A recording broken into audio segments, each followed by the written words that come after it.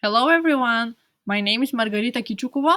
I'm originally from Bulgaria, and today I will be introducing Sodimon Prison History Hall. Without further ado, let's begin my presentation. It is interesting how Korea's Independence Gate was erected in 1896 to commemorate the full independence from Chinese influence and in honor of the declaration of the Korean Empire. Suddenly, independence from formal dependence on China soon was followed by occupation by Japan. It was during that dark time when Sodemon Prison opened on October 21st, 1908, near the former Western Gate of Seoul. The prison changed names almost every decade, but Sodemon has always been the name that comes to people's minds. It is important to emphasize that Sodemon was not merely a prison, however.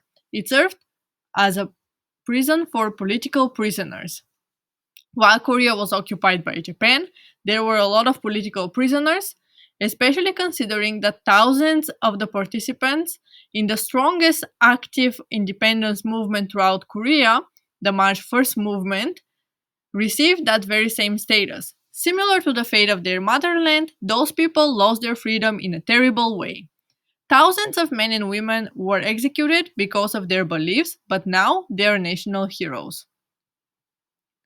After the liberation of Korea, the prison was used until 1987 before transferring prisoners to a new prison near Seoul. In 1988, the Sodemon prison became a museum and still continues to function as such today. Its main exposition is now located in the Central Administrative Building. The basement of the building, which was used for interrogations and conclusions of the duration of the investigation, now keeps the memory of the torture that had occurred here and delivers it to the public. Seeing the wide variety of torture techniques that were used, we can conclude that the Japanese staff was rather cruel. Chambers of permanent detention were located in two complexes consisting of two-story buildings, with only one of them preserved now. The complex was designed in a truly specific way.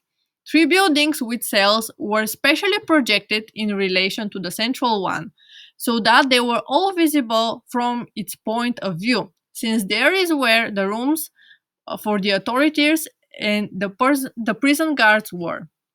The prison was not only male. Women were imprisoned in a separate, smaller complex. Women's role in the struggle for the independence of Korea is emphasized.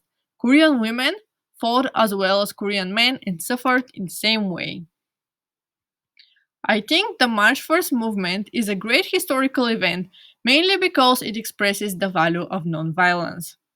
Especially since Korean history is very similar to that of Bulgaria, it comes as no surprise that I find that topic interesting. Bulgaria was ruled by the Ottoman Empire for 500 years, during which it faced plenty of suffering, and this painful part of history is still deeply preserved and well remembered in my country.